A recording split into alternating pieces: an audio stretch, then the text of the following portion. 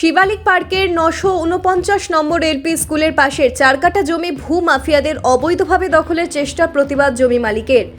সোনাই বিধানসভার অন্তর্ভুক্ত উত্তর কৃষ্ণপুরের প্রথম খণ্ডের শিবালিক পার্কের 10 নম্বর 949 নম্বর এলপি স্কুলের পাশের 4 কাঠা জমি অবৈধভাবে দখলের চেষ্টা চালানোর অভিযোগ উঠল সুভাষ দাস ও সুমন নাথ নামের দুই ব্যক্তির বিরুদ্ধে।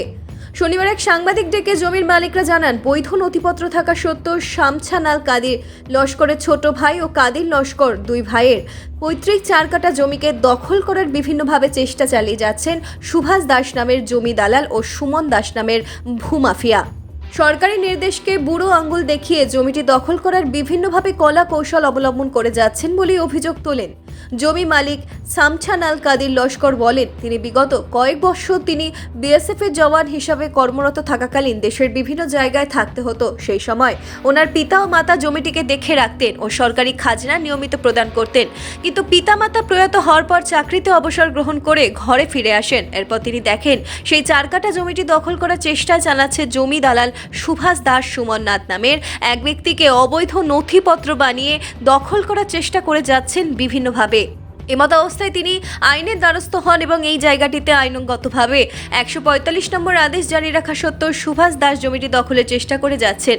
উপরোক্ত বিষয়টি নিয়ে সংবাদ মাধ্যমের সাহায্যে আসামের মুখ্যমন্ত্রী ডক্টর হিমন্ত বিশ্ব শর্মা সহ কাছাড়ের জেলা শাসক মৃদুল যাদব মহাশয়ের কাছে বিষয়টি সঠিক তদন্তের মধ্য দিয়ে ওনাদের পৈতৃক সম্পত্তিকে ফিরিয়ে পেতে সাহায্যের বিনম্র অনুরোধ জানান শামছানাল কাদির লস্কর ও ছোট ভাই আরসাদুল কাদির লস্কর।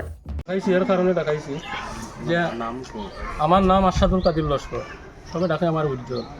আমি 10 বছর বাইরে আসলাম বিএসএফ ডিউটি। আমার বড় ভাই আরেকজন আছেন আফজানাল কাদির লস্কর, তাইনও সিআরপিএফে ডিউটিতে আছে।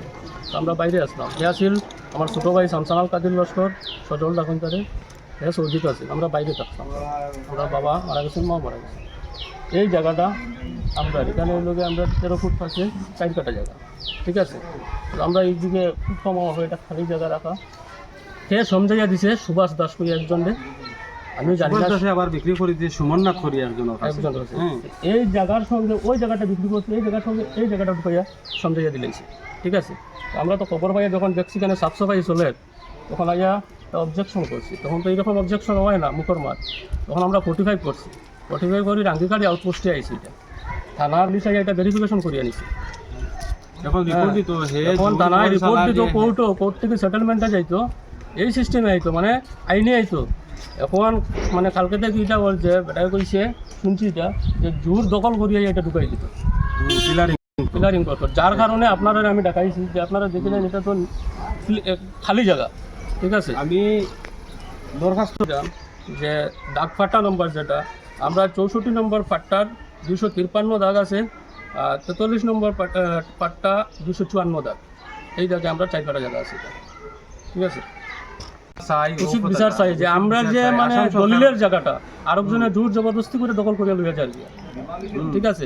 আমরা বাইরে চাকরিতে আসলাম, তাও সেন্ট্রাল গভর্নমেন্ট সিপাহী ডিউটি, ঠিক আছে, দেশের সেবা।